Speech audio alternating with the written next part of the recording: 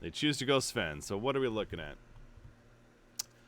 So, Drow Ranger, another one of these play-around based heroes, where she's all about amping up her ranged heroes around her. And in this case, it's going to be the Storm Spirit. Not necessarily your typical core to have around a Drow Ranger in terms of getting amplified, but it can still benefit from it, sure. But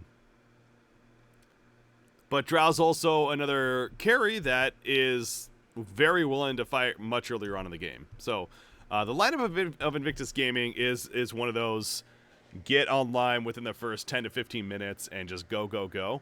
Whether it's pushing objectives, getting ganks, etc.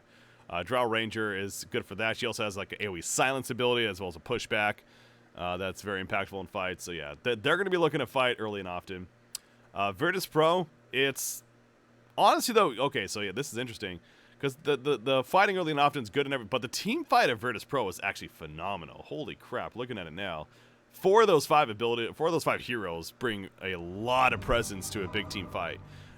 They do need a little bit of farm on heroes like Earthshaker needing the blink to be able to get in there and pop his Echo Slam. Obviously, Sven is gonna want a bit of farm, but a similar concept of a carry though that he's one that yes he'll want a little bit of farm. But he's not a Medusa. He doesn't need, 2-3 items before he's feeling really big. Honestly, even with just like an early Mask of Madness or whatever route he decides to go, which I'm guessing it's gonna be maybe a little more fight-inducing item like a Mask. I don't know if that's the meta right now, but the point is, I doubt he's gonna go something like a Hannah Midas early on. I might be completely wrong on that, but my guess would be because of how you want to pace this game. Getting more of an item that's will allow you to be useful in the fights to come early on. But Sven also really benefits from stacks. We saw that yesterday with one of the teams. If you're stacking everything for your Sven, he can get massive because of this ability right here, the Great Cleave. We'll likely see him level this up first, all the way up to level 4, where you get 100% cleave damage. What that means, every auto attack you do to a single target, it cleaves that same damage to everything else around the inner frontal cone. So when you have stacked camps, 2 or 3 stacks in each camp, you go around and you just cleave all them down, and your farm just gets ramped up like crazy. So they're going to be looking to do that, and to allow him to farm from there. But yeah, team fight in general though is pretty good on this tire side. Bubbles or Puck with the Dream Coil ability and just everything he does in the fight is good. Undying has this Tombstone ability. The aura isn't that big anymore, so it's not built around. Is it really not? Did they change her quite a bit? Oh wow, they did. Okay, never mind. Interesting. So she doesn't have an aura anymore.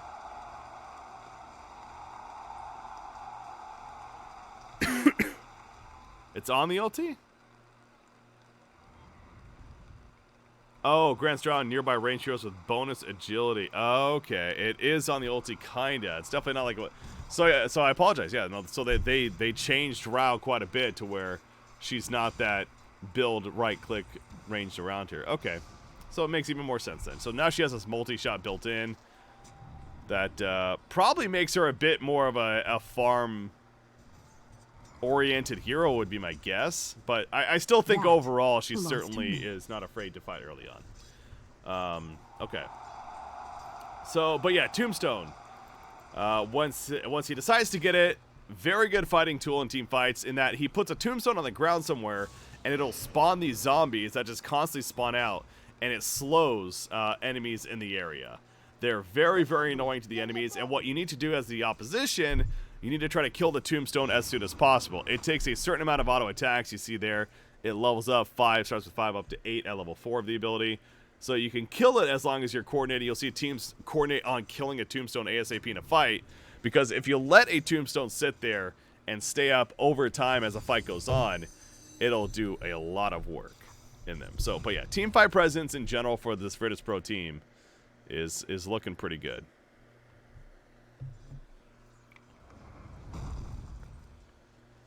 But she's even stronger earlier in team fights. Yeah, no, I'd believe it.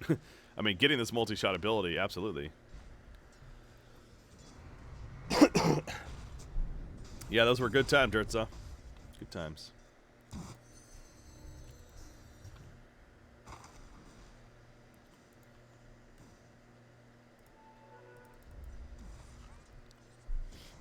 I will say having an Elder Titan teammate, natural order, very, very potent ability.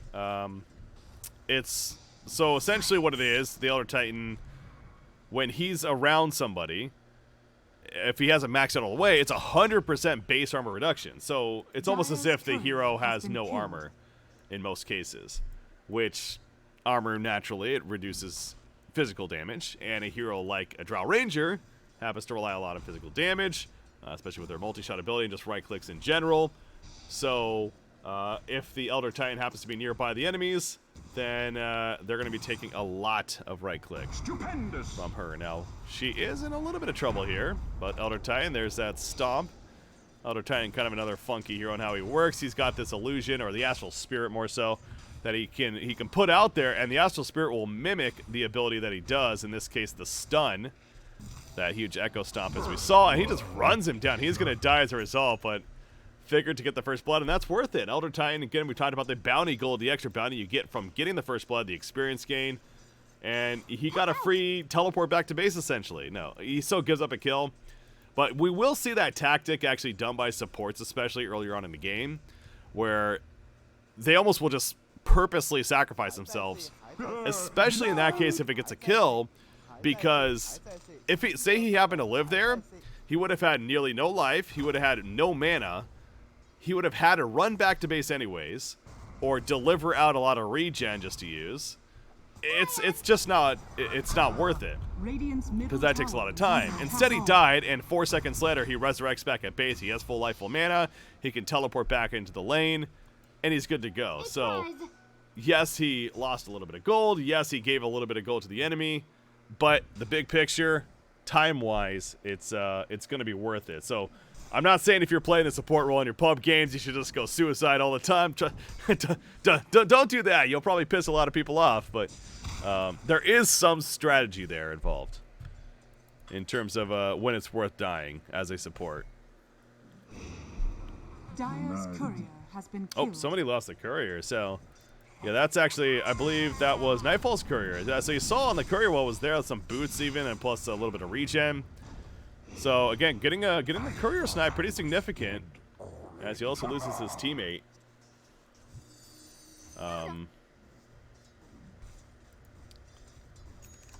But those items now are gone for the next couple of minutes for Sven. You see 55 more seconds before that's going to be back up. So, oh, is she in the background? Yeah, she's going up. She's working over here.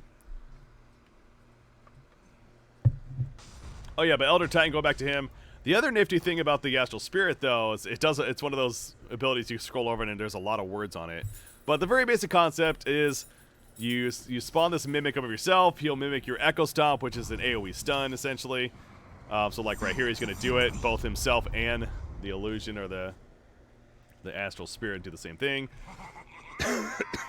But also, you can call back the Astral Spirit, and it buffs you depending on how many things it ran into or flies back over, basically, when you do so. So that's how we also saw running down the Earthshaker earlier and doing a lot of right-click damage, because he can actually get some decent plus damage if he lines up the Astral Spirit or runs through the appropriate amount of minions.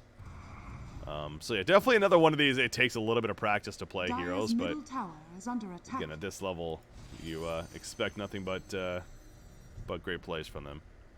So, okay, that's the tombstone. It's a little funky looking, but this is a tombstone that was laid there, it looks like, by Undying, but not doing anything because no one's nearby it, so we missed a little bit of a fight there. As Storm Spirit's going to clear out a nice little stack. We talked about stacking camps and how the Sven will definitely want to take advantage of those. But, so this is very clever. What IG is doing, just like we know as the commentator, that they're going to be stacking camps for the Sven, because that's just what Sven is. He gets that cleave damage. He likes to take those out. IG is very aware of this. So part of their strategy is to go into the jungle of Virtus Pro and kill the camps. At least destroy as much as possible. So Virtus Pro is going to fight this, say, hey, wait a second, those are our creeps. And thus, we see a fight breaking out. JT, he's fine. Oh, he dodged the orb. He has to dodge some auto attacks. He's still alive. He's got some decent regen. His armor's good, too. He's going to get killed by Roshan. He's going to sacrifice, yeah. And so what that does is it prevents the enemy team from getting the benefit of the kill. That's another kind of suicide tactic, as we were talking about that earlier, that actually is very relevant, because he knew that he was going to die there no matter what. Your best die if you can either get yourself killed by a jungle creep or a Roshan in that case, because then the enemy team doesn't get any benefit out of it.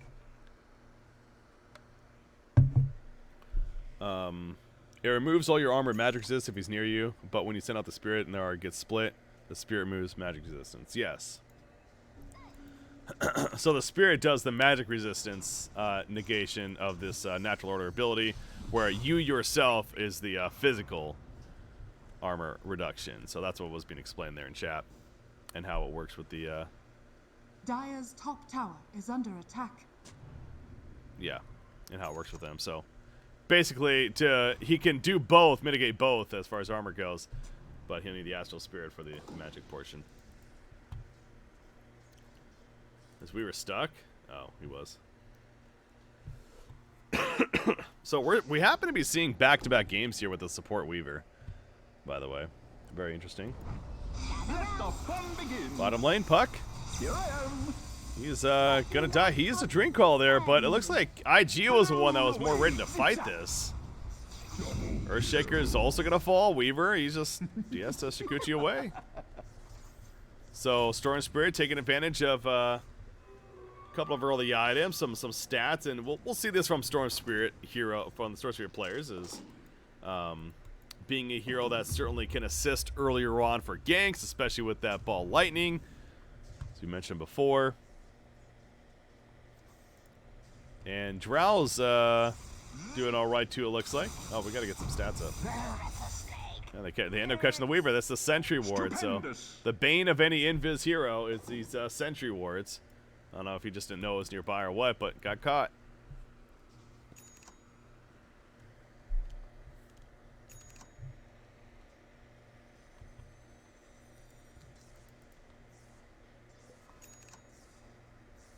Yeah, this Storm Spirit's farming very well. So is the Drow. Sven, it looks like... Okay, so he does go the Mask of Madness, so we actually called that correctly. Feels good, man, after a year and a half of not really paying much attention to Dota 2, being able to come back and make some decent call-outs, I feel like, so. But anyways, going the Mask of Madness, it's going to allow him to be a little more useful in team fights if they do happen to break it earlier, which, again, the pacing of this game certainly suggests that. And with the lineup that Invictus Gaming had. But he is doing his best to kill these stacks in the jungle. Again, a couple of them were killed off, but there's this ancient stack over here. They might try to stack it one more time. Or he may even stack it himself as he goes over to farm it.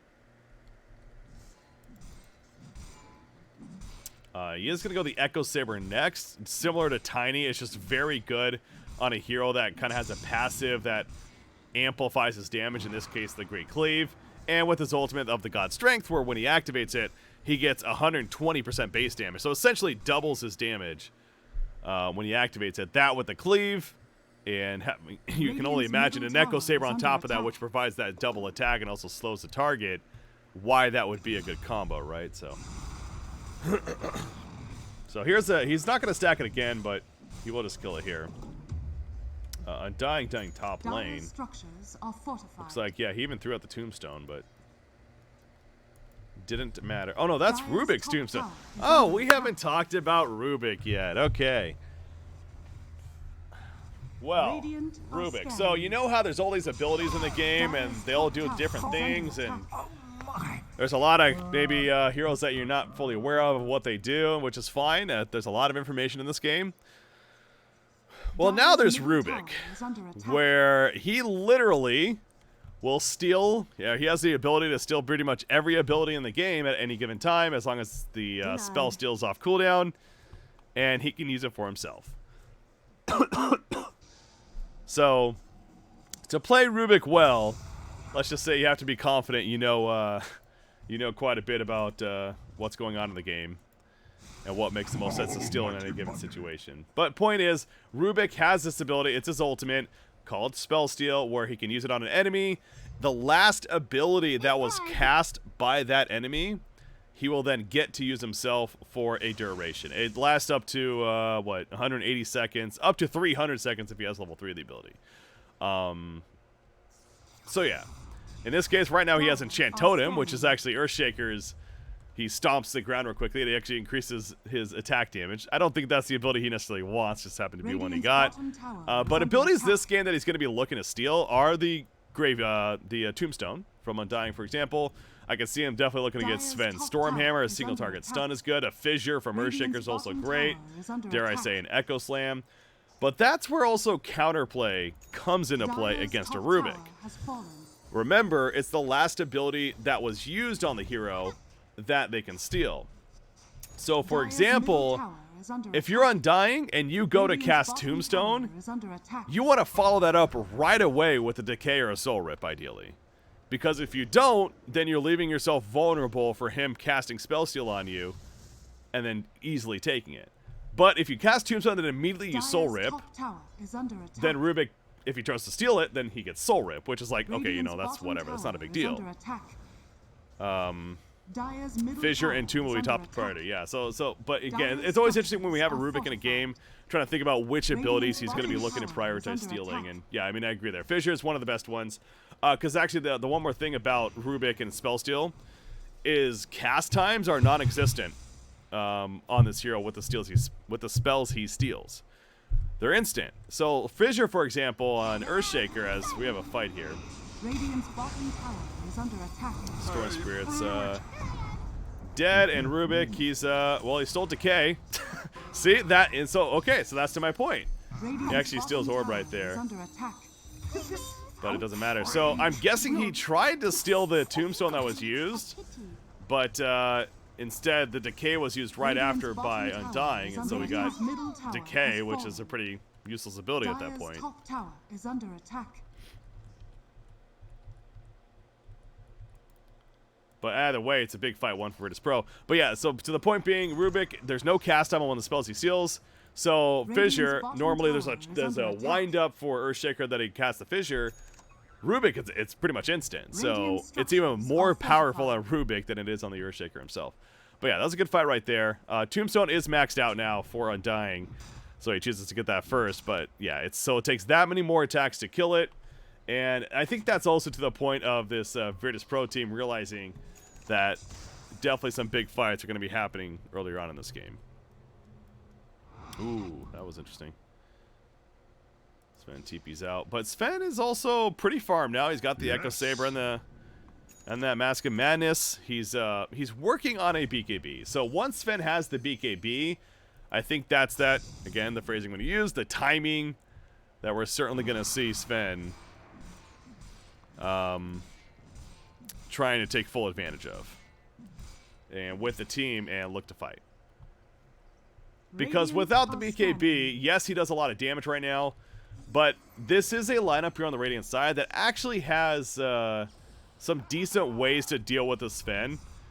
From Storm Spirit himself being able to zip-zap around, Elder Titan, huge stun himself on top of the Earth Splitter, which could be a little bit of crowd control there. The Gust from Drow Ranger is going to be very annoying for him to deal with. Rubik, on top of spell stealing, he also has this telekinesis ability, which lifts you up in the air, and it can throw you in any given direction. So there is a fair amount of crowd control that the Radiant team has. Almost said Legion. Radiant team has that makes Sven's life annoying. But with the BKB, that all changes. We are going to see a catch on Storm here. So you saw right there the Dream Coil used. Dream Coil is interesting against Storm Spirit. Well, they can chase now. You may be asking yourself, why didn't he just try to ball lightning away? Well, didn't they? Okay, so correct me if I'm wrong, guys. Does Dream Coil prevent you from using things like ball lightning? Because I know we went through phases like that, right? With like the pounce from Slark and... Okay, so it does. Yeah. So that's the point I was getting at. Is under attack. So Dream Coil, how it works, it puts it on the ground, and it's that flower-looking ability that it tethers nearby enemies to. And if they try to run away a certain length, it'll snap and it'll stun them and deal some bonus damage. On certain heroes, like against a Storm Spirit, it actually literally prevents them from using his Ball Lightning. So you may think, oh, he can just Ball Lightning away to get out of there. Well, no, he can't. It's actually disabled during that as well. So any kind of an ability that would try to leap you away, essentially, you're unable to use out of the Dream Coil. So yeah, it's a very good tool for catching somebody like a Storm Spirit. Radiant's bottom tower is under attack. Earthshaker does have his blink. Once again, one of those key items. They're spread out here. Now, GPK shows himself. Oh man, he goes in. He catches the Drow. Sven's ready. Sven's got the BKB. He wants to fight. He gets a stun. He pops God Strength. One auto attack. Okay, needs two. Third. Yes, he gets them. What did he steal? Orb stolen by Rubik. So, again, maybe not the best ability, but it's something. Regeneration. They lost Weaver, but again, support Weaver for a carry Drow. You'll definitely take that every day of the week if you're VP. However, Storm Spirit, oh no, the Eels, it saves him for now. He still zip-zapping around. Oh, the Echo Stomp. In the midst of that, a Echo Storm. They did kill Puck, but Storm falls. However, he buys back Doom active onto Sven. And Doom himself is going to pop his own BKB as he runs after him. Sven, he got kited down. That Doom effect doing work, and they also kill this Tombstone now with everyone dead around it. So the chase proves to pay off for Invictus Gaming.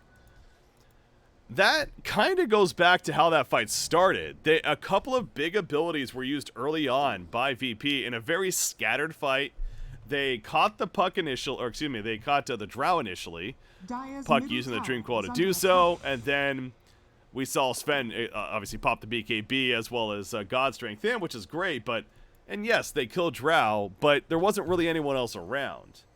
So, and again, as there is every single game, it's about using all the information you have at any given time. Well, when there's big cooldowns that are being used and then running out, Invictus Gaming in this case figured now's our time. Now's our time to strike, and they were correct. Without Dream Coil, without God Strength active, Echo Slam was ready, but obviously it didn't matter in the end there. And I think Weaver was actually dead at that point. You know, assessing the situation, and they had a big ability like Doom to then use and as a result get the kill. And then we even saw the buyback from Storm Spirit, so making that quick decision proven to be a very, very good one there. So Earthshaker's found.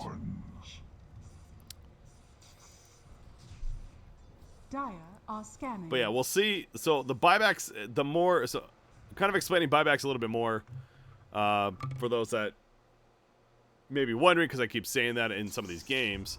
So again, when somebody's dead, there's this portrait right here, the timer counting down. It's grayed out. That means they do not have a buyback. If it's golden, then or like a golden outline, they do have a buyback. And what that means, it's because they either have enough gold, or it's because they have enough gold to buy back. Now, throughout the game, depending on what level you are and how you're scaling in the game, I think it might even be net worth based, I'm not 100% sure, but it'll cost a certain amount of gold to actually buy back if you do die. So like late game, especially on a carry, you know, it's going to cost a ton of gold. When you use it, it actually puts you on cooldown.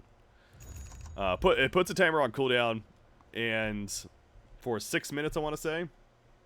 I'm thinking like right here, or it's even a little bit longer, but either way, maybe it's like 8 minutes. Storm Spirit, it's counting down now. So 5 minutes, 15 seconds, he cannot use another buyback in that duration, even if he has the gold. So earlier buybacks, they can be risky, but there are cases like we saw in the last fight, if you're pretty confident, or like right here, where Sven's going to buy back now, because he still has God Strength, he still's got BKB. He got picked off right there initially, but now they want to fight this, but IG says, you know what, you used a buyback, we'll fall back. They lose Drow, but still. Not a fight that IG now wants to take after the early pick.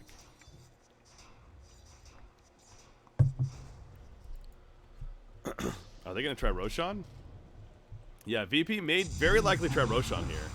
They're going to use God Strength for the Roshan kill. Elder Titan going to delay this as long as he can. But with Drow dead for another 15 seconds, and actually the supporting cast are going to catch Elder Titan over here. There's that fissure stolen, though, by Rubik. And he actually ends up stealing the swarm. He is going to throw it out and catch Sven with it, even. That gives a little bit of vision there. And eventually the buyback comes up from Elder Titan. So with the resurrection of Drow and that buyback, Virtus Pro says it's not worth it anymore. God Strength used for that, a little unfortunate, and that's on cooldown now for another 70 seconds. So now we're back to the stage of VP. They're fine not fighting currently. Doom is also not ready for another minute, so I don't think Invictus Gaming can necessarily force a big fight here either. Dire's bottom tower is under attack. Buyback also increases your next respawn timer. That's a good point as well. So yeah, buying back, that's another downside to it, is the next time you do die, your respawn timer will actually be that much longer as well. But guess what? We're in a game where it's somewhat close. It's a bit of a lead for Invictus Gaming, but we're at Roshan, and Sven is nowhere to be seen. He's actually bottom lane. He wants to get a blink. God Strength up in 25. Doom is up in 15, but they're going to do it. GPK is not going to risk going for a steal. And Doom is running in. Sven is not here, by the way. This is big.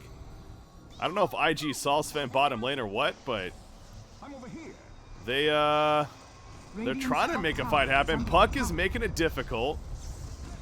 Puck is still escaping. Meanwhile, over here, Shaker. Doom is ready, by the way. God Strength is also, but they lost the Shaker.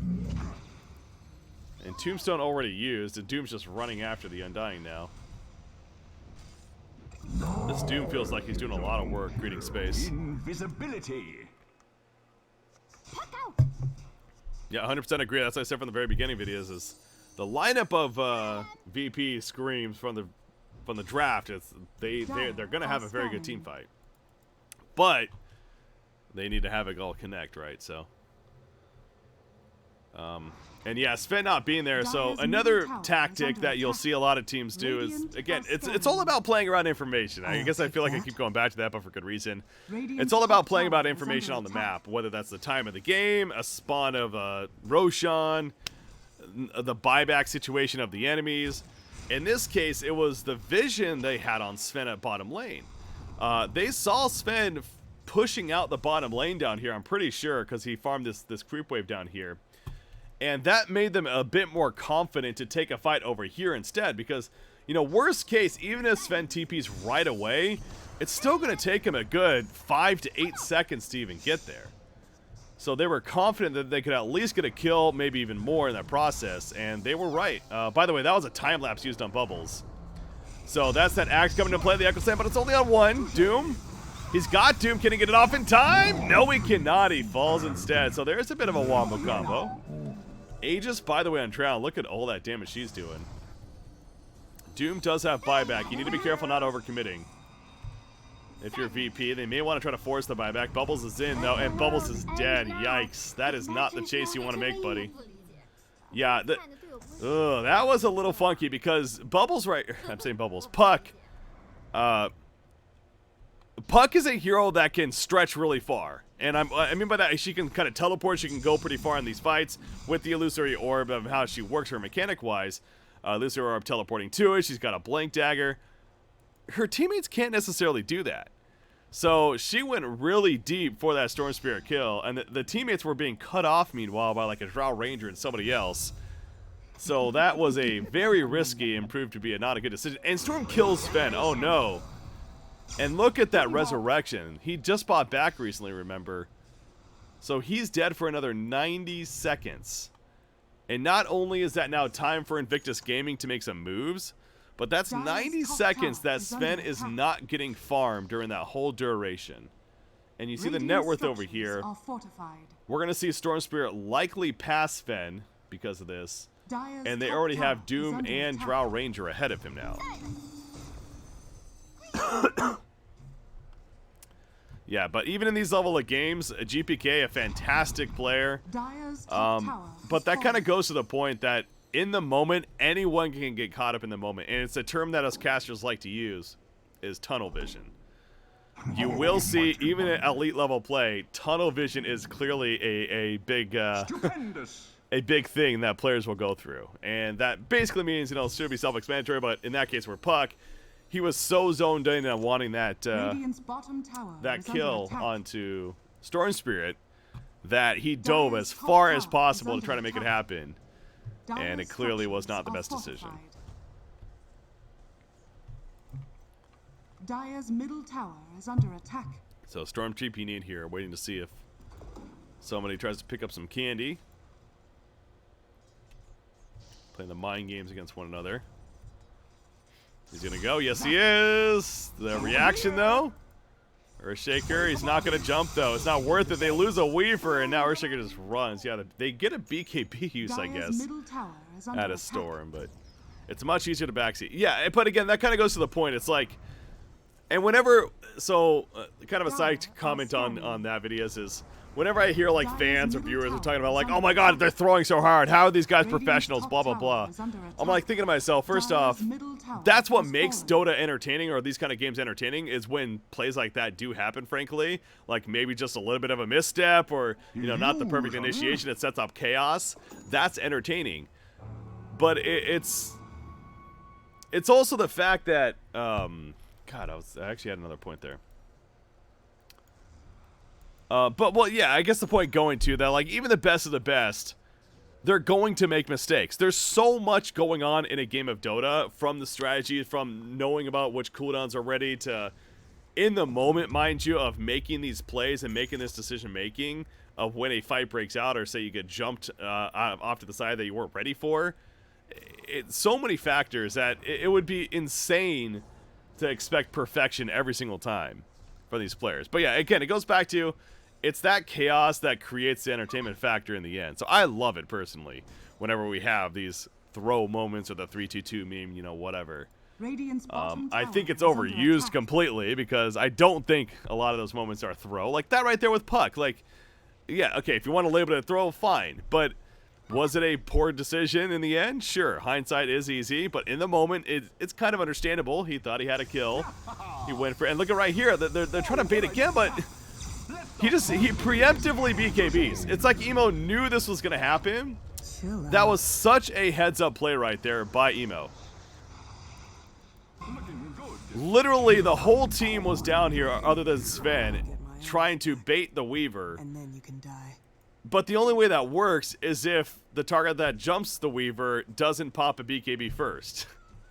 Emo pops the BKB first, knowing that's likely going to happen, and that just caused chaos. Can't throw if you're behind. Yeah, exactly. Rubik the Unseen? Why, yes. Yeah, this Storm Spirit's going off.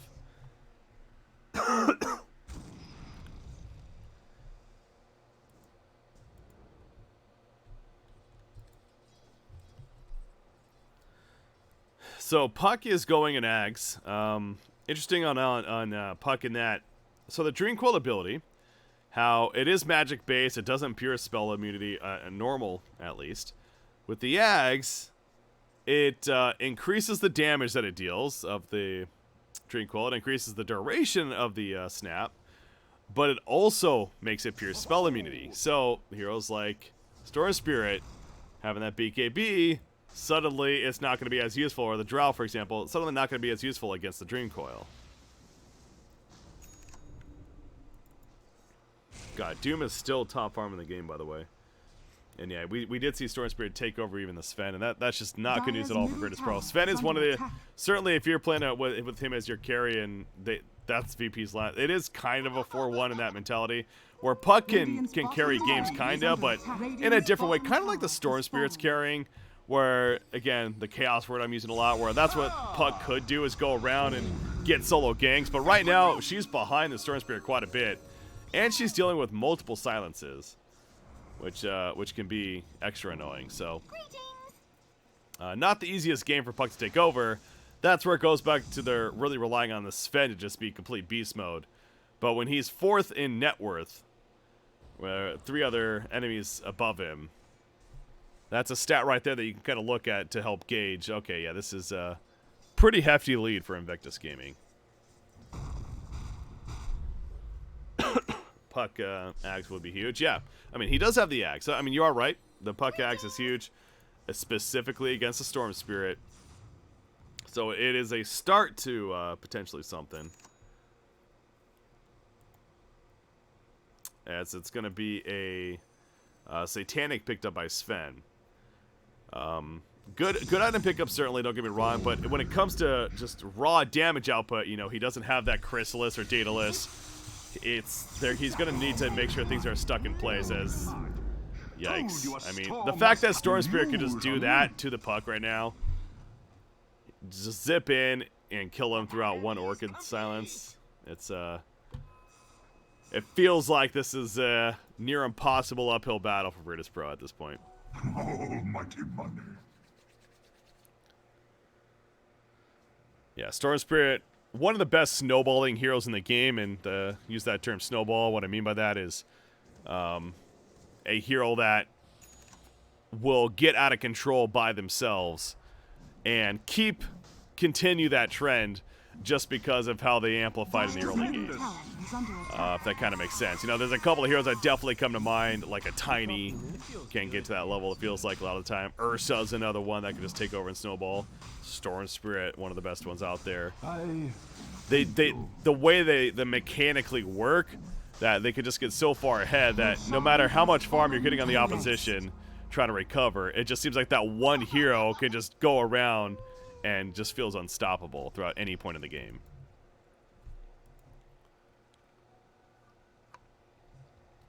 I think we're just about at that point for Storm Spirit. Are scanning.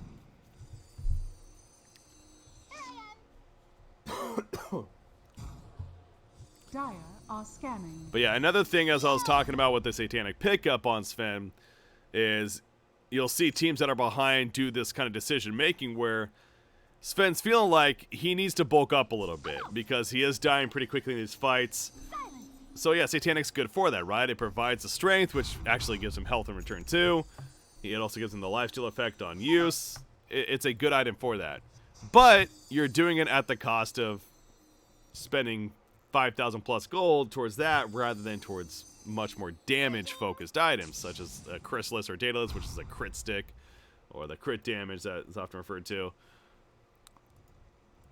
But again, because they're behind, he feels like that's what he needs to stay alive. So it's kind of that trade-off that you'll see these players go through of trying to figure out what makes the most sense in that moment. I can see an argument for both ways. You could sit here and say you're down 28,000 team net worth. Why not just get the Daedalus instead of the Satanic and just hope for a quick burst, lucky burst on somebody initially, and then see what happens? But they go the little bit safer route. You see right there, though, that was actually the time lapse used on him from Weaver. So yeah, he also does have the time. So actually, the more I'm thinking about it and talking this out with myself, I don't know if I like the Satanic. Because the fact that they have an Axe time lapse to rely on, and they got wombo combo potential. Oh my gosh, he's going to be jump first though, so time lapse will save him, but he's still doomed up. Sven is walking around as a melee creep right now. He's like, guys, just live, please. Tombstone dies. They chase down Puck, and hey, Doom's not up anymore.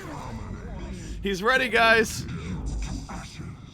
Yeah, that's like the worst feeling in the world for Nightfall right there.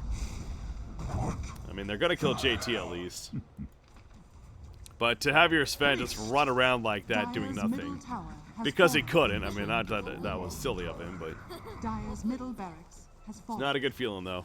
Dire's middle barracks are under attack.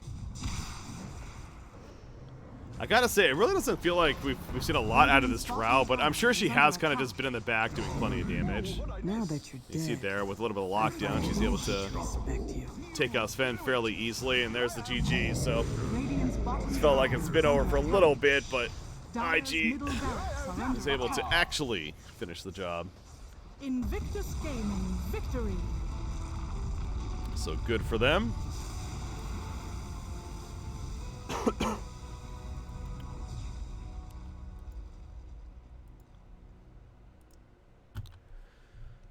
All right, IG taking it.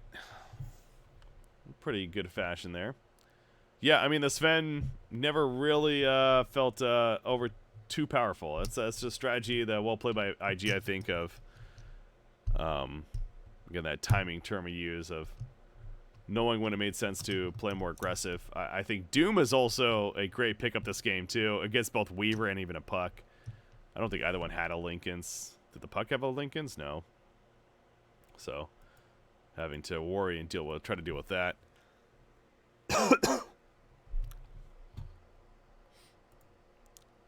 Good game by IG. All right, so what we're gonna do here, I need to get some food. I am hungry.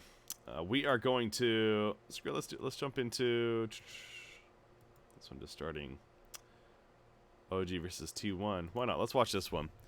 OG versus T1. We're gonna let the camera do its thing, and we will be right back. We're gonna get some food. We're gonna take a quick break, about a 5 to 10 minute break.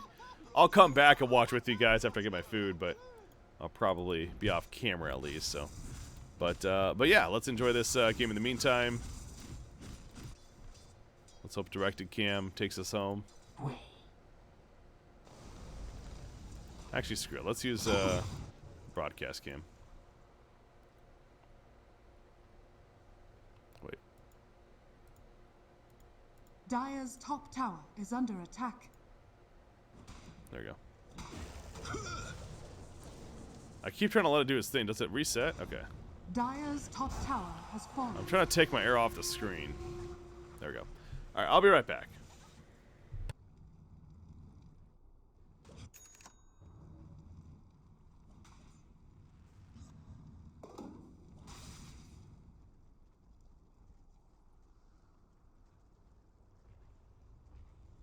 Your place is here.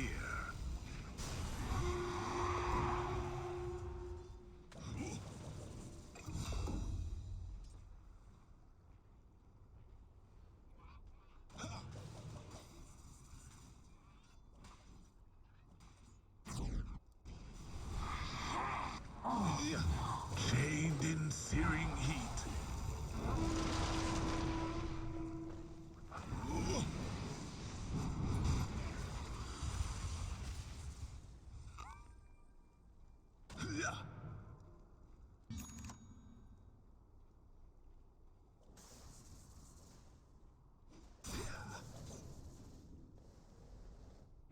Dire's top tower is under attack.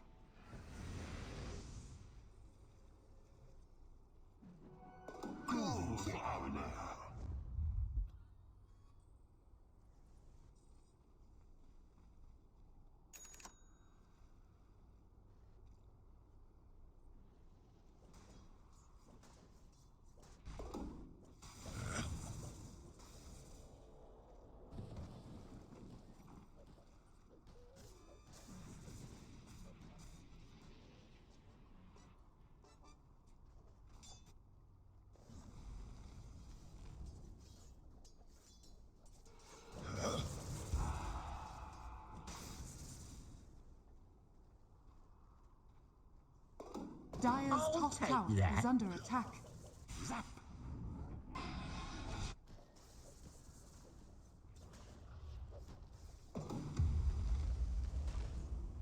Dire's structures are fortified.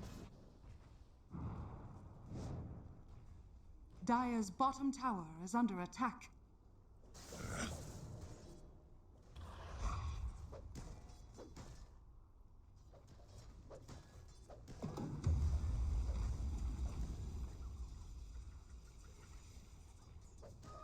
A tool to teach. Dire's bottom tower is under attack.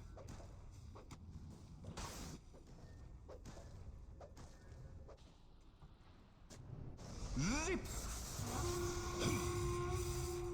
Zap. Stings. Zip zap. Bonded, you and I.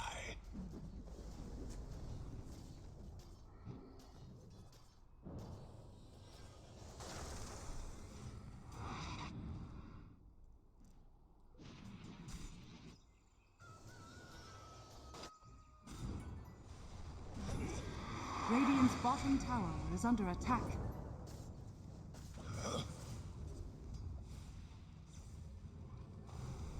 Be ensnared in fire.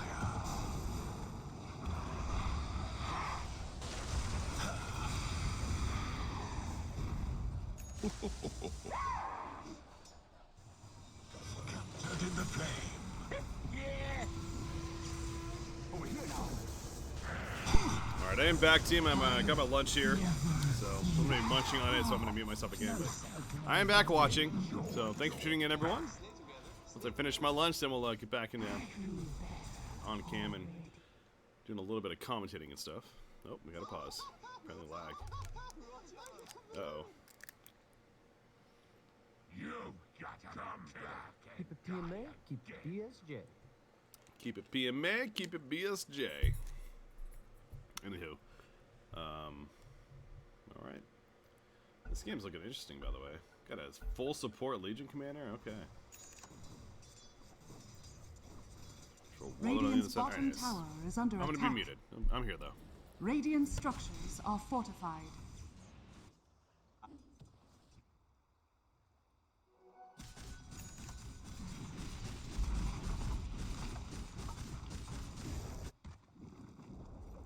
Radiant's bottom tower has fallen.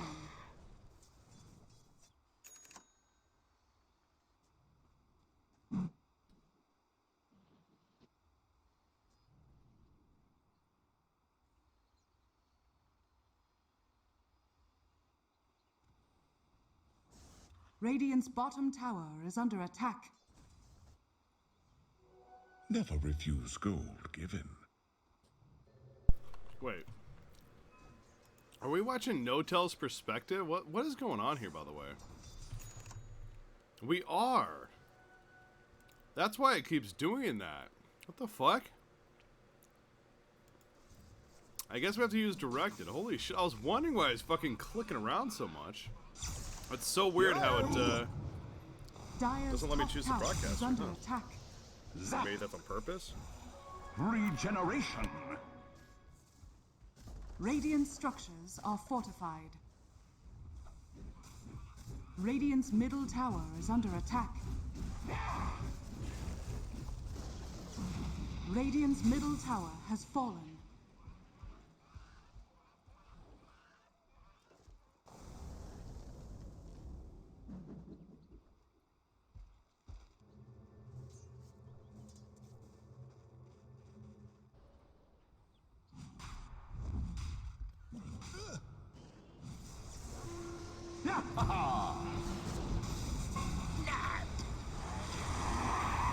Touche.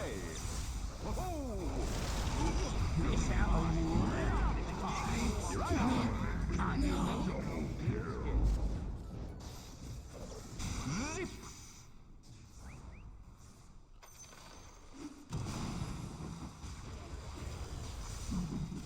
Dire's top tower is under attack.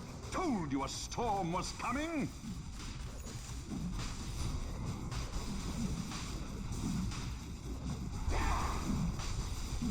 Huzzah!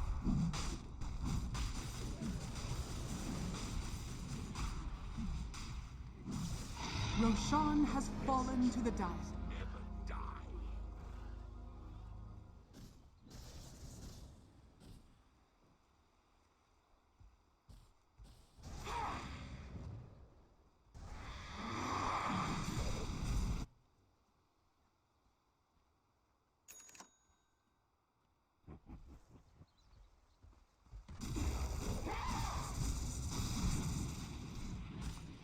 Radiant's middle tower is under attack.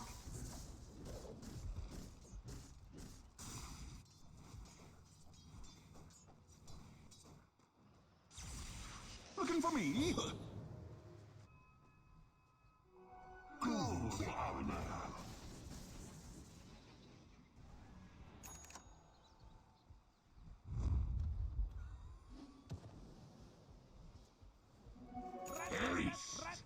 Dire are scanning. I'll take that.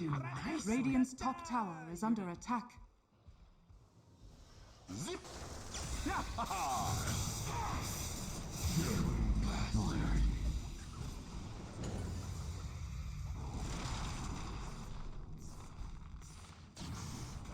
Radiant's top tower is under attack. Behold my searing chains. Let the fun begin. Storm was coming.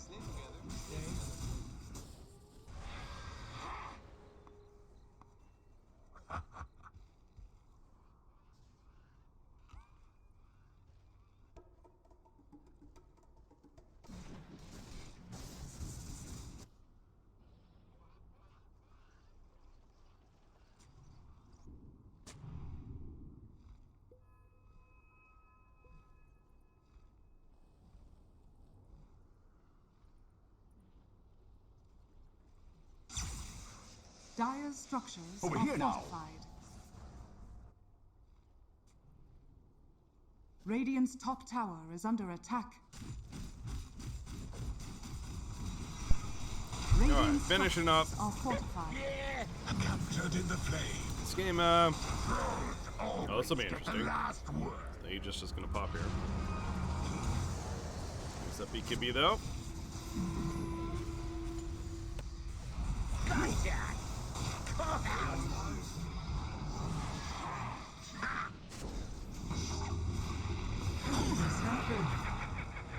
Oh no. Oh no. Okay, still go. He gave plus damage, so to. You must train harder. So. Okay. The Well, this fight's still going on. Oh no. Oh no. You talking to me? You talking to me? Yeah, it's really awkward lag time. What was I gonna say? Oh yeah, about Legion Commander. So I mentioned last game how Legion Commander has that dual ability where she locks down a single target and forces them to attack her, and she vice versa. You know, she has to attack too, but other enemies can attack, and you know, ideally you kill them, and then it gives her bonus damage if when the target dies if she's still dealing with them. But uh-oh. Cannot click on Monkey King. Interesting. Is there a button that's not allowing them to? But if you die as Legion Commander, if the other person is victorious and kills the Legion Commander, then regeneration. then you give that bonus damage buff to the enemy. So that's why I said, uh-oh, what happened right there is you gave Troll Warrior plus 10 damage for free. It's not the end of the world, especially only being the 10 damage at level 1. But still, it's definitely not the outcome he hoped for, I'm sure.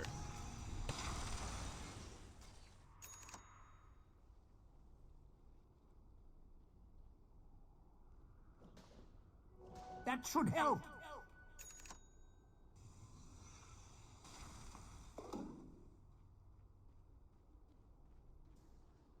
Right, I'm finishing my nuts and cheese.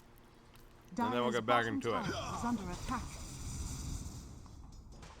Dire's bottom tower has fallen. These nuts.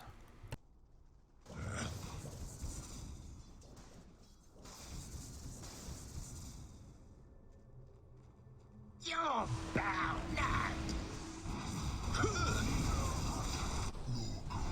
Let death become peace. Over here now. I'm over here.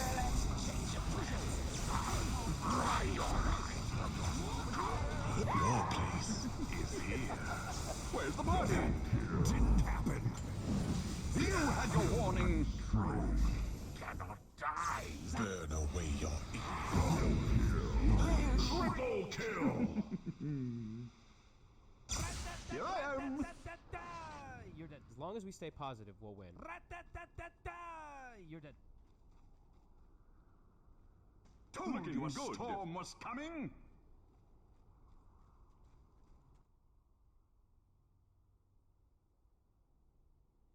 Oh my god.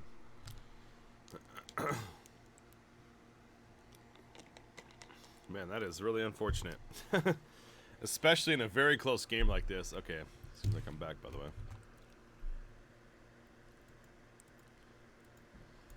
Alright. But yeah, having to pause over and over again the TI group stages because of lag. Unfortunate. I will say the yeah, my bad. Apologize. FPS. I will say that it's kind of funny that we've gotten to a point though in like Dota, and I'm sure there's other scenes that are like this as well. But how the players are like kind of taking it amongst themselves to just like figure out these issues, right? Like whenever lag happens, or like now this FPS drops, like they'll obviously I'm sure there's people on site that are maybe taking a look at it too real quickly, but it's kind of part of me is like happy to see the players not make like the biggest deal of it because let's be honest, technical issues happen, lag happens sometimes, even at a setup like this. It's unfortunate, but it is just part of the game. So, but it seems like they're usually pretty good about, oh, we got a little lag spot, let's pause it. All right, now let's try again, go. So, not making the worst thing out of it, which is good to see, because you could definitely see some players, and certainly have, and to be fair, in some cases they have every right, where it's being like divas about it, and like this is ridiculous. Like we need an admin now, figure this out. But see that they're usually pretty good about that. Command from the shadows. Hope they would have the game servers on site. Yeah. Nope. Good one. Nice kill, by the way. Ku's just gonna distract them. Oh, Storm Spirit coming in. All right. Let's stick with the camera now. Okay, so we're back. Had a nice little lunch there, feeling a little bit better. Feeling rejuvenated. So this gets interesting. Slark has the Axe effect as well, so he's got that double pounce. That's pretty good as far as mobility goes. And crowd control. He also has a support Legion commander backing him up right there with that press the attack. So a couple things in that. Slark's a very slippery carry, is I think the best way to put it. He has an ability called Dark Pact that not only deals damage around him in an explosion, a burst amount of damage, but it actually removes any debuffs that are on him as well. So if he happens to have it, there is a channel time, like right there, you see it's like a 1.5 second channel time. If he delays it and then he gets stunned right after, it'll then explode and it'll remove the stun. So he is very slippery in that sense for getting away. It's also good burst damage, like I said. Then he has the pounce ability, which allows him to kind of leap forward. And if he catches somebody with the pounce, or if he jumps over somebody, then it actually tethers them in place for a duration, and they can't escape for almost 3.5 seconds, which is pretty long. It allows him to beat on them. He also has this Essence Shift ability, which it gives him agility essentially for the duration that it's up for every auto attack he does on an enemy. So the more auto attacks he does on an enemy, the more agility he'll gain during that time. That then gives him this buff that lasts, it looks like it lasts up to 100 seconds. So he has plus 72 agility, and then plus 13 permanent agility. And that's because whenever he gets a kill, or is assisting in a kill nearby, he actually gets plus 1 agility for free. That just stacks throughout the game. So that's where his scaling definitely comes into play. And then on top of the off, it's the Shadow Dance ultimate, where it's both a great escape tool, but it can also be used during the fight, where he becomes untargetable by anything in its duration, and he also heals from it as well.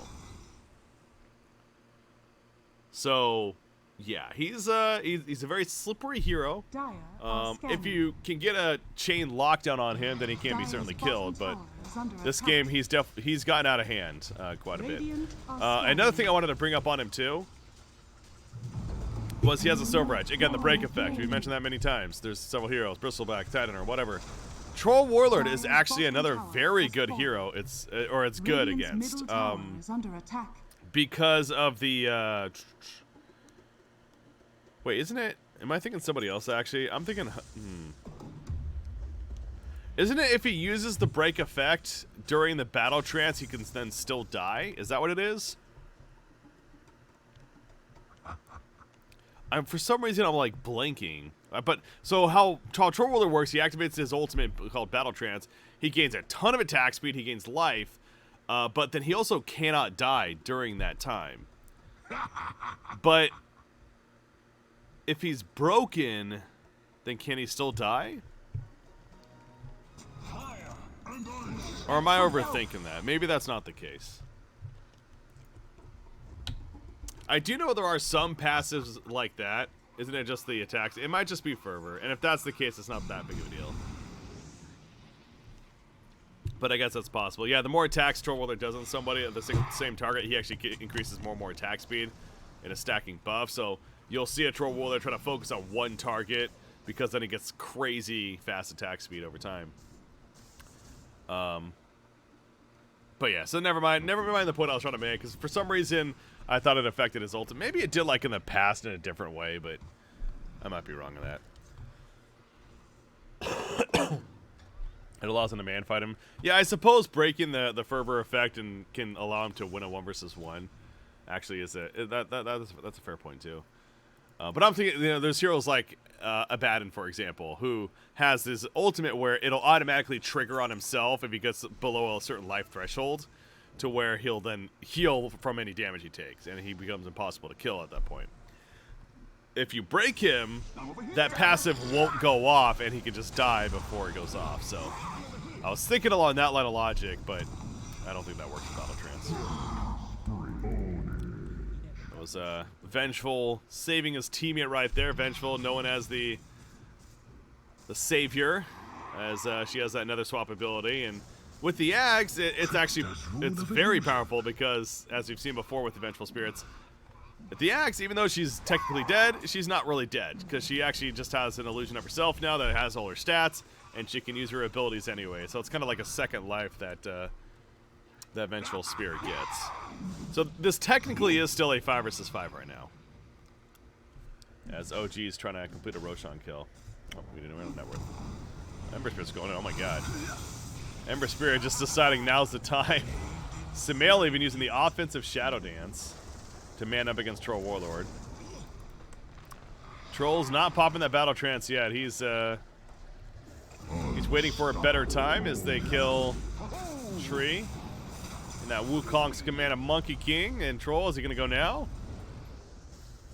He is really being patient with the Battle Trance. So Battle Trance, the thing with it too, though, it makes it so you cannot control your hero. That's the other thing. And he targets somebody. Okay, he pops it here as a duel comes out, and then the winner for Storm Spirit as a result.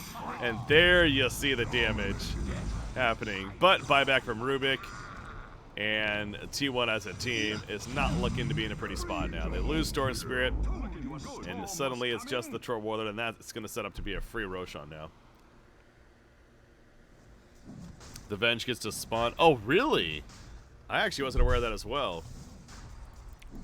So apparently Venge spawns on top of the illusion wherever it's at when they actually resurrect as well. Roshan has fallen to the That's rain. interesting. So Monkey King, another one where we saw those illusions on the ground, or not really illusions, but statues, I guess is a better way to put it. On the ground. That was the Wukong's command. It's a big ultimate of Monkey King. It grants him a ton of armor, but then it also creates these soldiers, these statues, that then attack anything in that vicinity. And it deals a lot of damage over time if you're fighting in it. So the point is, when you see that down, especially for a carry Monkey King, in this case being played by Topsin, so or Seb, excuse me, but still, he's a core player. He's got things like Heaven's Halberd. Not a huge damage addition, but it's something. They are hitting pretty hard. So you do not want to play in the Wukong's command. Wasn't Seb playing with one eye? Yeah, I think he's the one that's dealing with the eye injury. There was the chance that come in handy. there was a chance that Mickey was going to replace him at the tournament, but then kind of a couple days before TI was set to start, it was actually announced that Seb is actually good to go, and that's no longer a concern. So.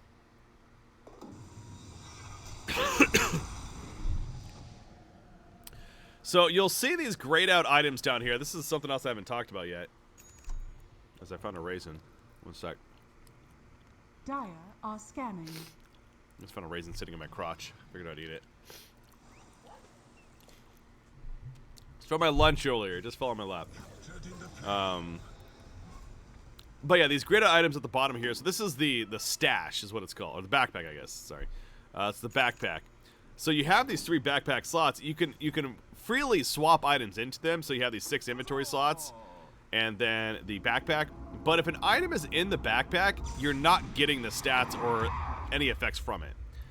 But we see right here, so like Sark has a basher in his backpack, but that's because he has the Aegis. Dire's middle tower. Again, is the under Aegis attack. being, if he dies while it's still in his inventory, he'll then resurrect and come back full life, full mana. The idea is when he dies, he'll swap in the Skull Basher so that when he resurrects, he'll then have the Skull Basher ready to go after the Aegis is used. So we'll see, especially like carry players like this and with the Aegis example, doing this throughout the game. As this is going to be interesting. Sumail's living though. He pops Shadow Dance, Wukong's command, and he has Savage. He has Battle Trance, but he doesn't want to use it here. He is going to end up using it, and he got caught in a bad place. Dealing some decent damage, but man, teammates around him just falling. And Sumail's really going off. I guess Topson was also doing a lot of work there on the Ember Spirit. That was an axe himself. Oh, what I miss? I'm over here. Oh, there's the AoE pulling. I'm over Dire's here. bottom barracks Okay, are so under normally it attack. doesn't do an AoE pull in like that from Storm Spirit with this Electric Vortex, but the Ags actually allows him to do that. It does an AoE pull. Doesn't matter though, GG's are called. Looks like OG Dire's middle tower. gonna win this. has What's up, fallen. Devo? Good morning. OG victory. Dire's middle Scotty barracks is are way too under stronger attack. now? Interesting. I mean, Scotty's always been a pretty relevant item though.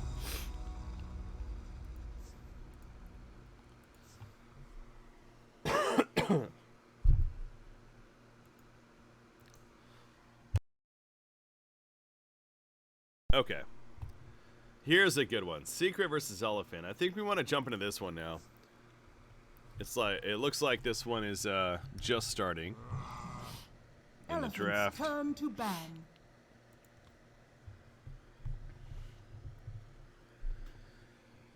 Oh, and we got an Invoker. Nice.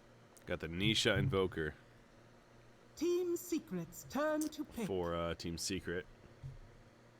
Unless that's going to be a support Invoker.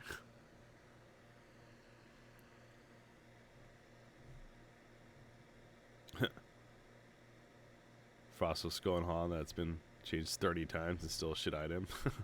10 seconds. Is that really the remaining. case? Yeah. I feel like it still is used a little bit, but 5 seconds remaining. all right. So Elephant's last pick turn for to either pick. team. Secret's gonna go the Sand King.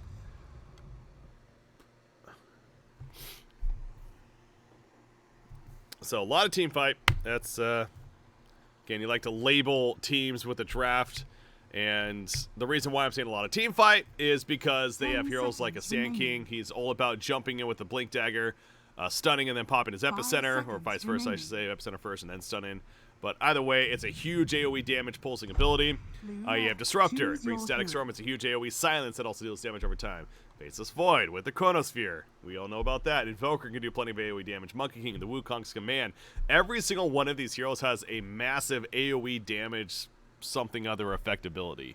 So, Team Fight, the name of the game for Team Secret.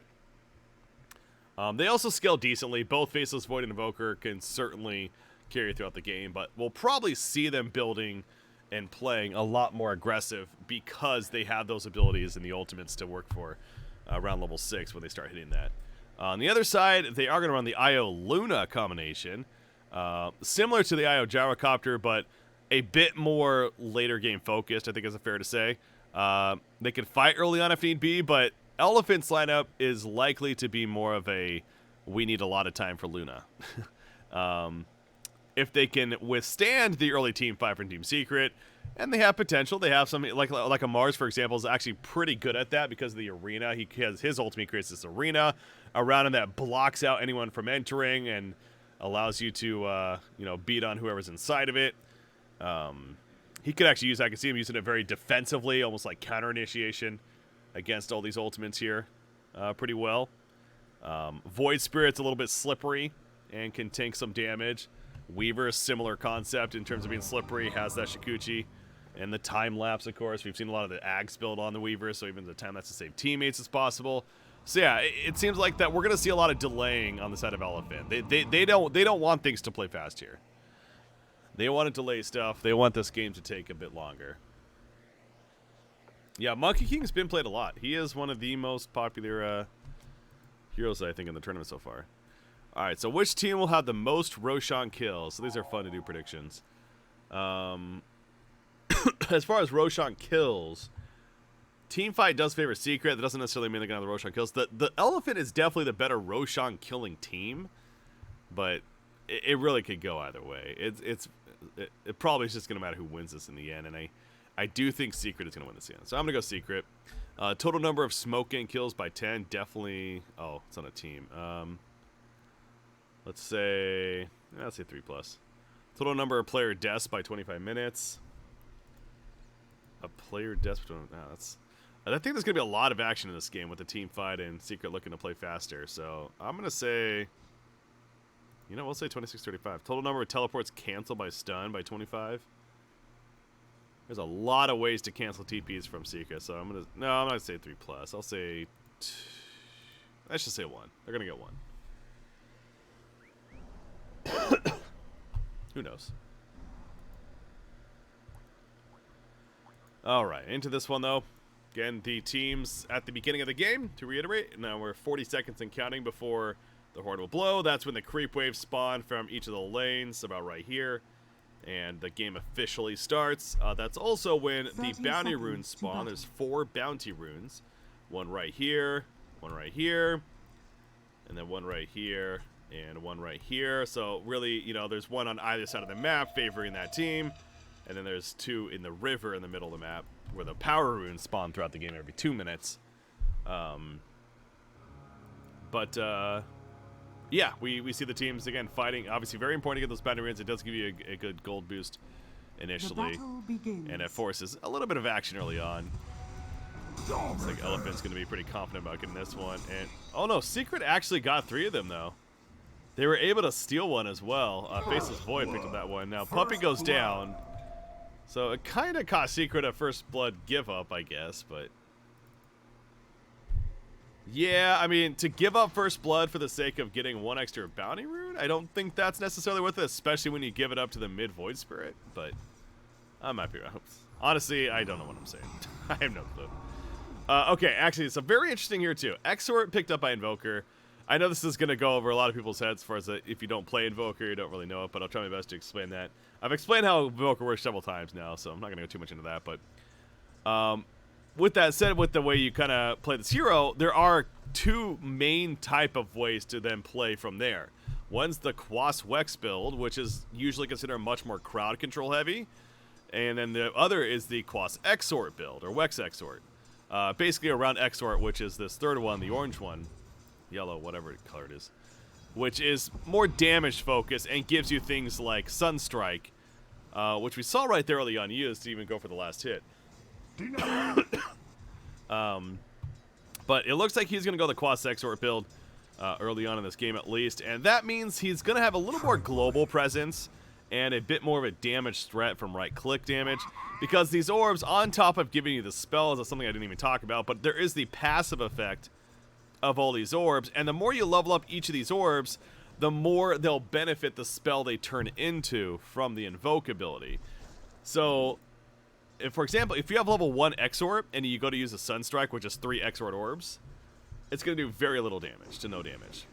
However, if you have Exort maxed out and you go to use Sunstrike, it'll do a lot of damage, right? So that's how the abilities scale on Invoker. So it's figuring out which abilities you really want to amplify is how you then build the orbs up early on. But again, this time he's gonna have that global presence and more right-click damage, because Exort also increases your right-click damage on top of that when you have the orbs flying around you at least. Makes him a little bit better of a last hitter, which, speaking of that, he's 10-2 against the 10-2 Void Spirit.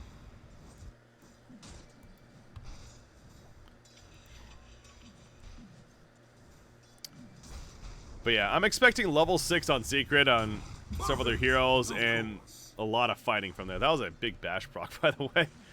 That almost killed Mars. That lucky bash proc, the time lock from Faceless Void, doing a lot of damage to him. Faceless Void as well as top lane Zai goes down. Okay. We're seeing another support Weaver. I guess Weaver really is just considered a support in this tournament, isn't he? Which I know we've had phases before, but I still find it kind of interesting.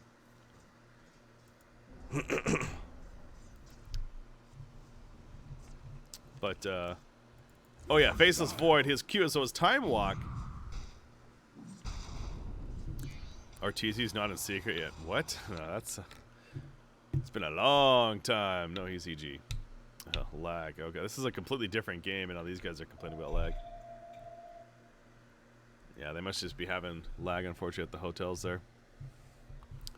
Time Walk, though. So, for those that may be familiar with the Han, Faceless Void, which is Kronos, they are similar, but the biggest difference is that Kronos, his passive, actually, it has a chance to heal him. So he has two passives in Kronos, where one of his passive is for every attack he takes, every instance of damage he takes, he has a chance to then heal himself, right? In the case of Faceless Void for Dota 2, the heal comes with the Time Walk ability, so he still has that leap forward ability, but when he uses Time Leap, it actually takes him back 2 seconds, essentially, in terms of his life and mana pool. Or more so life pool, I should say. So that's how, so he could choose when he wants to heal. They're kind of different heroes at the same level. I disagree. They started out the same, actually. I mean, Faceless Void actually had that rewind effect too early on, but they've changed now. But even now, they still are in a lot of ways the same hero. It's just Nothing to your pile. some change. I mean, obviously, in the time dilation, it's a little bit of a different tool that Faceless Void has compared to Kronos, but still, It's no small thing to they're similar enough. Still.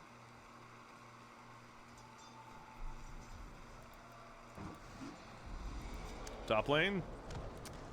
Zai again. He's taking a lot of. I will say the Weaver supports we've been seeing. Weaver is proven to be a very good lane harasser.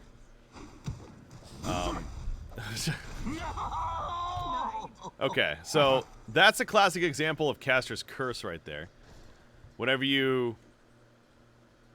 as a caster, I, give praise to a hero or a player in the game, or talk about, like, things are looking really good for them. This monkey's gonna get stunned there. And then they die, like, 5 seconds later. all things fall. My bad. Shouldn't have talked good about it. No, but Weaver has actually been looking like a really good harassing support. And what I mean by that is, as a support, especially in the safe lane, your biggest role is to, again, just let your carry get farm. You're not looking to get farm. You're looking to let your carry get farm. And if that means harassing or dealing damage to the opposition core, stacking camps nearby, doing creep lane pulls, we'll see occasionally. That's a mechanic we haven't really explained yet, but Zai is he in trouble? He's killing the bug. Okay, he's fine, but man, a lot of damage. Every certain while where the creep wave that's in the lane, when they get to about this point, you can actually pull this creep wave to right here, and it'll aggro the creep wave that's being pulled, or that's spawned and running in the lane, and they'll start fighting right here. And what that does, it pushes back the lane, so this creep wave wouldn't be here, so these creeps would go up, and it kind of resets the lane. So if the lane starts to get pushed out a little further than your carry likes, in the short lane specifically, because they feel a bit more vulnerable and they get harassed themselves, because if you're near your tower, obviously you're a bit safer. That's where the creep pulling comes into play. Oh, nice steal, by the way. Yeah, sure, he takes the Arcane Rune, as Weaver was trying to protect it for his Void Spirit to bottle up, but Yapster being a sneaky Monkey King, hopping around the trees. So yeah, that's the benefit of creep pulling, and why it can be useful in the laning phase. But yeah, pretty big steal on the Arcane Rune too, by the way, because again, that means he's still sitting on an empty bottle. Like I said before, you bottle up the runes, that's why this is such a good item in the mid lane. You right-click the rune, it stores it, and then when you use the rune, it then gives you 3 more bottle charges. But because of that, he wasn't able to do it. Now, he is going to go over here and just pick up a bounty rune instead, which only gives you 2 charges instead of 3, but still, it's something. As top lane, Monkey King and Weaver will exchange lives. Looks like so the support's going down. But always important to notice who got the kill first, because Yapster right there, he actually gets the slight experience advantage as a result of that. Denied.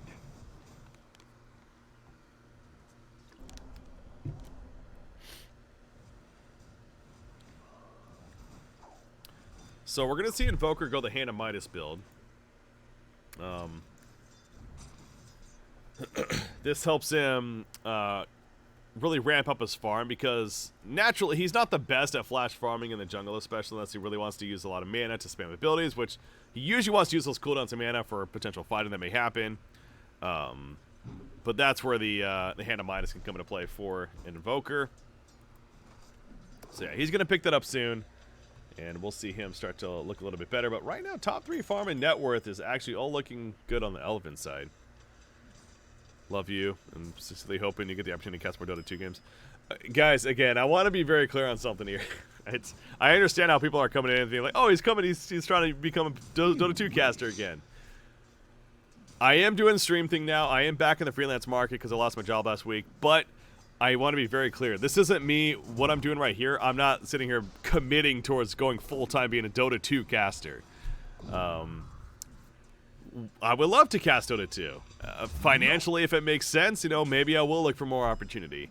But frankly, the last time I did it for the almost 3-year period, income-wise especially, it really wasn't the greatest. And I'm at a point in my life where I can't just sit here and say, all right, let's commit to full-time Dota casting again, and think that that's going to be an okay decision. So as much fun as I have commentating Dota 2 especially, I very, very likely am not going to be committing towards becoming a full-time caster because, yeah, I'm too old for it, frankly. I have a family to support. If somebody wants to offer me a job to commentate Dota 2 full-time that's a reasonable income, then, you know, maybe we'll talk about it. But, again, realistically, I just can't do that, right? But I am looking for a full-time job of sorts in the esports industry, and maybe that will be some more commentating in other games, or, you know, who knows. But, no, yeah, appreciate it, Joe. No. So there you go. Now that's out of the way. So the support Weaver slowly moving around with the no boots. We mentioned that earlier. That's one of the few heroes, especially as a support role, where the no boots build is under attack. almost expected. Disruptor. There's that arena that I was talking about. Especially this early on is a very powerful tool for isolating a hero and getting a free kill. That's exactly what we see there from Elephant. Good job. Really missed my commentary in Honkai. It's been a while. I'm here. It's funny you miss it because I'm here. I've been here now for a couple of weeks, and you can follow me. You can tune in here. Is under attack. Execution style. But yeah, so those were good days. Spare me. Is he gonna Chronos? No. Radiant's bottom tower is under attack. So he has Chronos. Oh, there's the Suns. There's the Chronos. They want to kill the IO. Sunstrike used on Mars, though. Ooh, they were splitting damage right there, so a little bit of miscommunication. And are they going to get turned? Oh, no. Mars. They kill the Faceless Void. Oh, my God. This IO. You just see here the power of IO. Yes, Mars is obviously doing a lot, too. But the whole reason that worked out there was because IO was able to keep Mars alive for as long as he did. Now come back stronger. And now Faceless, or excuse me, Void Spirit's here, and they're going to kill Disruptor. Victory. But the key of that, it came down to the miscommunication. We saw the Sunstrike coming out from Invoker. Very good tool, again, for global presence and assisting in kills. But when he Sunstriked Mars, Faceless Void went to IO to kill the IO. So they were splitting damage, and thus nobody died. Expect IO works. So again, well, we see right there, that's actually one of the things he does. So IO, he tethers to somebody. It's a no cooldown ability, essentially.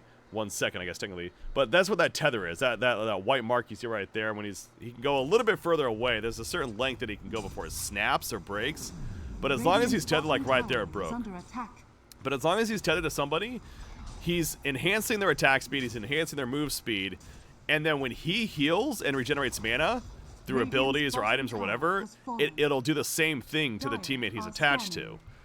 So that's how the Mars stayed alive right there. Because he was healing himself while he was tethered up to the Mars and regenerating with, whether it was a magic stick is very good for that, because the magic stick, every time abilities are used around you, you get a charge, and when you use the stick, what the charge is, it gives you life and mana back instantly. When if that has 10 charges, you're looking at 150 mana and life that instantly restores to himself and his teammate that he's tethered with. So that, again, amongst other items that he'll be picking up, like an Astrolabe, etc., or a Mechanism. Very, very powerful. He also has the recall ability, Relocate, which he teleports somewhere with the target that he's tethered to, like he did when we saw him go back to base. Then after 12 seconds, he relocates back to the same place he came from. So that can be a little dangerous sometimes depending on where you relocate from, but it's great for setting up ganks, great for getting away, a lot of different aspects. And then there's the overcharge, which actually, when he has the overcharge active, whatever he's tethered with, he'll increase their attack speed, and it also gives them regen on top of that. And spell amplification. That's actually new too. So, again, long story short, he's all about enhancing the target that he's tethered to, enhancing a core, and now he's going to be attached to Luna for quite a bit. What's his level 15? 20-second Eclipse. Oh, well, that's Luna. Spell Lifestealer or Spirits max range. Yeah, the spirits are those things that float around him. They actually do damage when they hit people, so this is a little bit of a damage tool that he has as well, but interesting. Yeah, talent trees are a whole nother thing. That's just, every hero has 8 talents you can choose from. Every 10, 15, 20, and 25 of those levels, you get to choose from one of those 2 talents on either side. If you happen to hit level 30, which is the max level, then you get both talents on either side, and that's just the end game right there. But that's just another unique factor that all these heroes have. That's like good luck remembering what every hero has, right? So, but luckily it's easy to look up. Tower is under attack.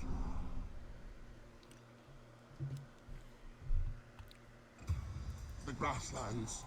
Dire's middle tower is under attack. So it looks like a relocate was used right here to kill that disruptor, because now 2, 1, and boom. They're going to go back to where they came from, which was over here apparently. And now they're TPing top lane because they're going to catch Monkey King. Didn't happen. Faceless Void. Looks like he used a Chronos Field, and did they not get a kill? Or that must have been from earlier, actually. Okay, it's been on cooldown, off cooldown for a while. Or on cooldown. Sunstrike. There you go. There's that Sunstrike again. Good coordination. That's playing Invoker in a pub. A lot different than playing when you're in Discord with an actual team. Especially when it comes to Sunstrike. He does have Exort maxed out, so that Sunstrike is dealing maximum damage. And how Sunstrike works, by the way, it's a big, heavy damage AoE nuke. However, it spreads out for the enemy units that are around, whether it's creeps or other heroes. So similar to like in World of Warcraft, there's the meteor mechanic a lot of the time, for those that may be familiar, where the meteor comes down and the more units that are around wherever it's coming down, the more damage it spreads, and so it keeps everyone alive. That's how Sunstrike works. If you isolate a hero, like they did right there, they catch him by itself, it's going to deal maximum damage and nuke the shit out of them. If there's a couple heroes nearby and they're grouped up, or there's creeps nearby, it'll spread all it out, and suddenly it does very little damage. So that's where Sunstrike can be a little tricky too.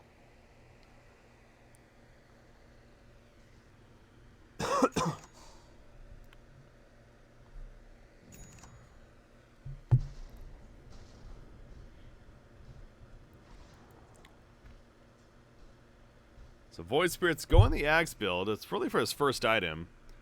Aghanims on Void Spirits, interesting. We saw that before. Ooh, the arena, but Yaps are a little too slippery. He was able to jump out just in time. Double damage. Not as big of a cooldown as, say, like a Chronosphere, but still, 90-second cooldown for the Mars there. Major Cataclysm combo with Faceless Chrono for mid-late game. Yeah, of course. Yeah, so, something that, as you're referring to, Invoker, his Aghanims, actually, it makes a Sunstrike where he can activate the Cataclysm effect from a Sunstrike, which, when he double taps the Sunstrike instead of trying to click target it somewhere, it'll spawn a Sunstrike on every single enemy hero that's on the map in a global sense. You don't need to target it, and it just comes down. So, as you're saying, especially with the Faceless Void, Chronosphere locking them in place, as long as they don't move, they're fucked, simply put. Because, yeah, it'll do a lot of damage. So we'll probably see the Ags later on. He is going to go other items first. He's going to go the Orchid. It looks like a BKB he has queued up, which, of course, is understandable. So, you know, I go back to the point I was making in the draft, though, with Team Secret's team fight lineup and how they were likely going to be looking to be aggressive starting when they hit level 6 and playing around their cooldowns, but we're not really seeing that, honestly, as much as I would have thought. And I think a little of that is to the credit of Elephant, Mars, Ios. We saw what happened at that bottom lane with Mars and Io, and the fact that they were able to turn that. Mars, though, he has his blink now. He's got Arena back up, and this is a timing for Elephant where now they're kind of playing this 4-1 strategy. Especially when Void Spirit has the Axe, which he is 10 gold away from. When he has the Axe, he's going to be able to silence people around him with his Resonant Pulse ability, as well as absorb a ton of damage and feel a lot more comfortable to fight. Luna, by the way, she has a Mask of Madness, and she went a BKB next. So, Luna, to be fair, these are actually 2 items that also insist that she'll be ready to fight too. Because how she works with her abilities, she not only will be cleaving a lot of damage, because so Luna, pretty basic hero, but she has these glaives, this range auto attack, but it bounces to multiple targets that are nearby with this Moon Glaive's ability being leveled up now to level 4. It's lessens the damage reduction from each bounce. That on top of the Lunar Blessing aura that she has, which gives a damage bonus up to 35. And then she can also pop Eclipse, which essentially launches these moon beams or these lucent beams down to all targets around her, and it keeps just spamming them over and over again, randomly, up to 9, even 12 times at the max level of the ability. And each time it hits, it deals a ton of damage. It deals 300 damage. So, is it that? Yeah, it is that. So yeah, point is, she's ready to fight if the team is ready for it as well. We actually might have something here as Io. They're going to commit a little bit. Oh my god, he lived for a while. So, they didn't use a lot there. They used Static Storm, the only big ultimate. It's about a 90-second cooldown. But to kill the Io, that's good news. Now, Io does have buybacks, so I think we're going to see that here from Elephant. The second they realize Secret's fighting, and they smoke up, in fact, so yeah, we're definitely going to see it. Mars, he's got his blink again. Obviously, Roshan is very slowly going down, so not concerned about losing it. And never mind, we're not going to see buyback because it's not needed. That was good patience there from Elephant. I like the smoke play, too, because it really keeps Secret guessing as far as where they're at. And understandably, Secret choosing not to force it. Again, I will say that when it comes to overall this big team fight, it seems like that the Radiant has the advantage, but the initiation plays a big role in that. So if the Mars, for example, gets to go in first on Sand King and the Invoker, puts that arena up, then all of a sudden you're starting behind on Secret's side, and no matter how powerful your abilities may be, if you don't get to be the one to jump first, then it's a different story. So they choose better of it.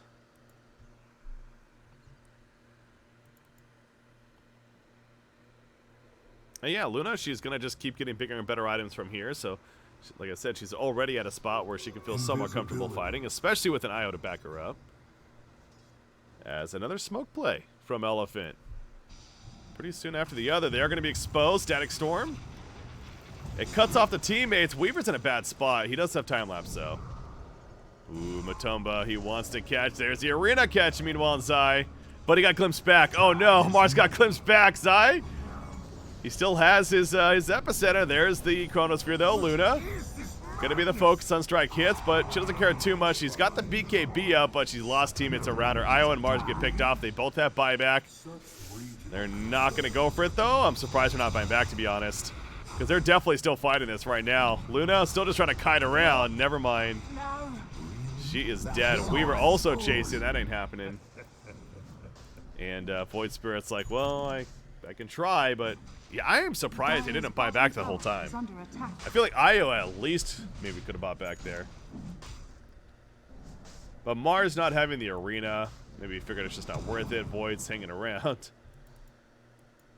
This is not a fast-killing Roshan team from Secret. And what I mean by that, so there are certain heroes and team makeups that'll just be better for killing somebody like a Roshan. Roshan has a ton of life, but also like a ton of physical resistance especially, and a ton of magic resistance. So unless you have a team usually more along the lines of like just a lot of right click that maybe amplify each other, like a Vengeful Spirit around a Luna or a Sniper, something like that, it's going to take a bit longer. There are some heroes, as mentioned before, like an Ursa, Troll Warlord. These where the more they hit a target, the better they'll be. So, like, they're great against Roshan. Dire's top tower is But under attack. neither team, honestly, is the Dire's best at killing structures are Roshan from the fortified. looks of it.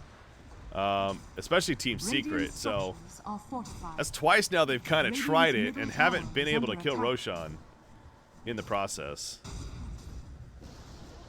Radiant's middle tower has fallen.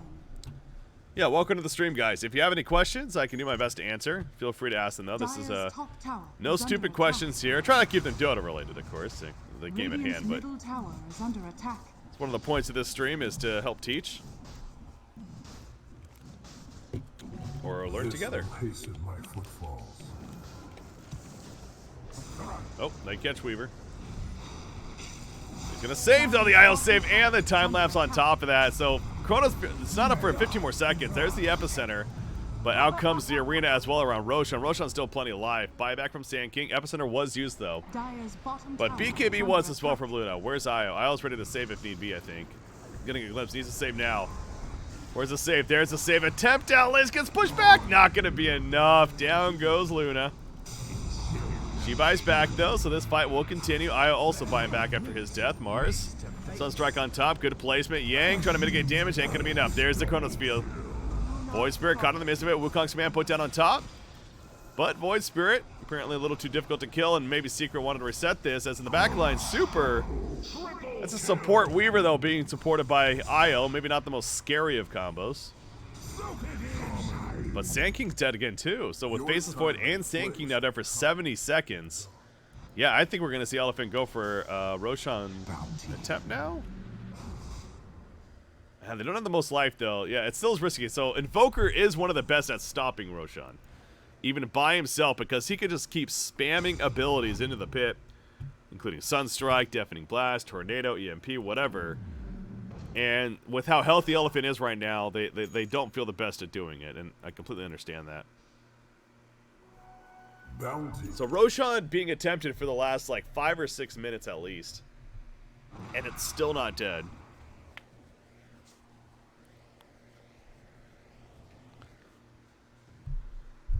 Tower are scanning.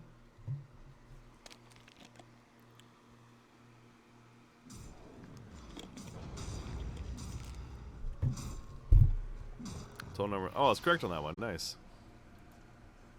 I was incorrect on this one, though.